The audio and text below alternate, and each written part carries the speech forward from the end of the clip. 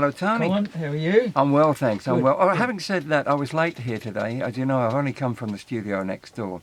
But you know that I've been stopping. I cycle here, and I stop and pick up any plastic that's on the way. Yes. I picked up so much of it this morning. It delayed you. Oh, yeah, No. I was about 10 minutes late. Oh. I've got I put most of it into the supermarket's plastic bag thing, because I stop at the supermarket too and put it all in. Mostly I was picking up those free bags that they give to people and say, will you put your clothes in this and we'll come and collect them. They're not even a charity. They're people who just recycle the clothing in one way or the other. Normally they will just sort of pull it apart for paper.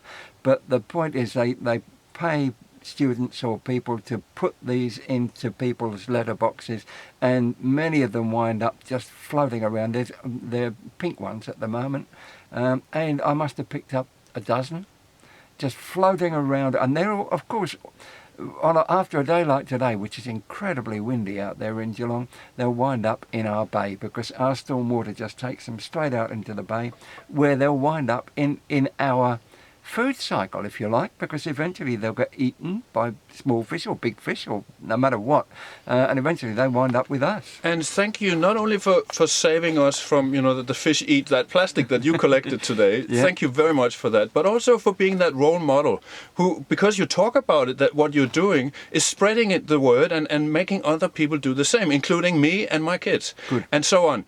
I think that message is spreading. Certainly it's becoming a trend among youth in Europe to do what they call plugging, which is that they go jogging and then they pick plastic. Yep. That's called plugging. Well, it's becoming fashionable to do that. Because, and this is the good thing for you too, Colin. You know what you're doing there? It's not just good for the ocean and for the fish and so on. It's good for you because it's exercise. Oh, yes. You're getting your body out there, picking up that plastic and moving around. I'm getting an awful lot of aerobic exercise, because I'm not plogging, I'm plycling. Plycling. And There I you have go. to keep stopping the bike and getting off and picking the stuff up and sticking it in the saddlebag and plyking on to the next bit. Oh, that's But look, great. Another real- thing, Colt, sorry, Yeah. another thing that's in the air mentioned before is all our topsoil.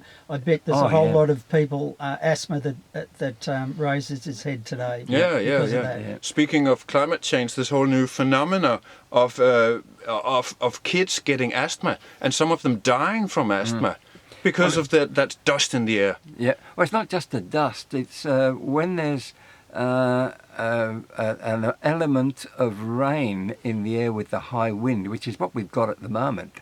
That's when the pollen grows, and that's what causes the main asthma problem. But look, I'm taking up too much of your time here. I've got a new report in front of me. It's a report that only came out last week. It's called Renewables: An Empirical View. It's astonishingly interesting because it's looking at the whole world and what they're doing when it comes to sustainability and how they're investing in sustainable energy. It makes the point that the World Bank reports that only 7% of the world's low-income households have got access to clean energy fuels. Mostly they're just using biofuels. And hydropower is without a doubt the most popular of the fuels that are not carbon-based burning.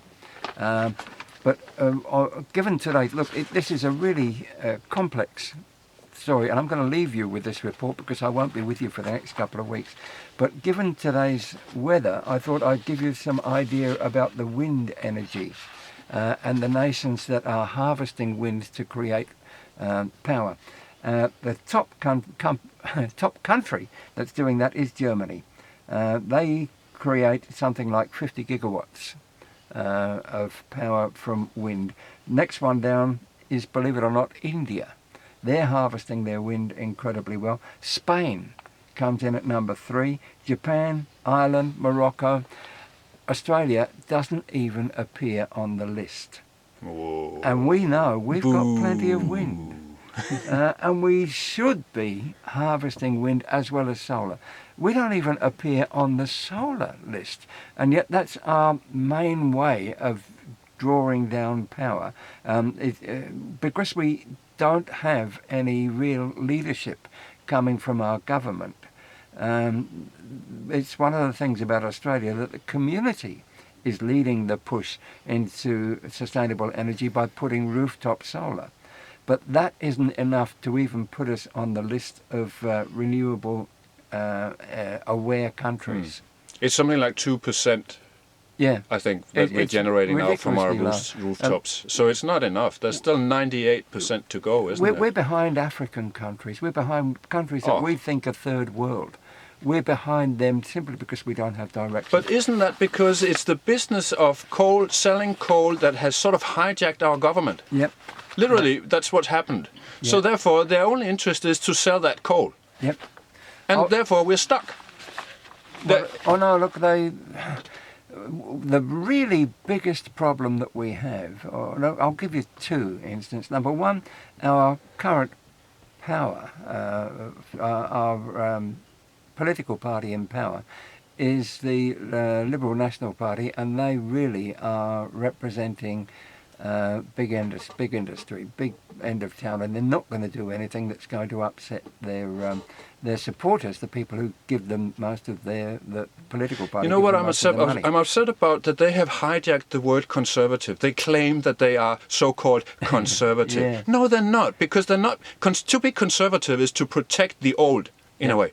That's the essence of being conservative. conserve. To sustain Australia, to sustain Geelong, to sustain our community.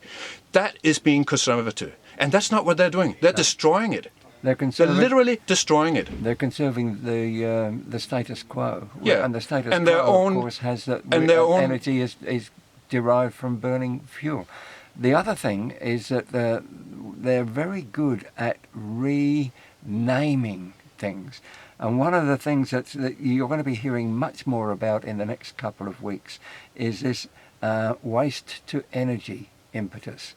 Now, they'll make it sound like it's wonderful. It's recycling. Yes, we'll get rid of all the waste and we won't put it into landfill. It's wonderful for the environment. It is not.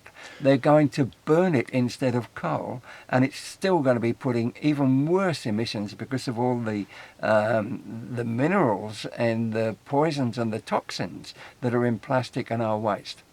What we've really got to do is recycle our waste and not burn it. So Exactly. if anybody says to you, hey, we're going to recycle waste by turning it into energy, that is not recycling. No. There's a side product, as usual, which is not accounted for. I'll leave So- you with this, and I'll let you get on Thank with you the rest very of the much. program. That's great. The empirical view reminds me of the energy empire that we talked about last week.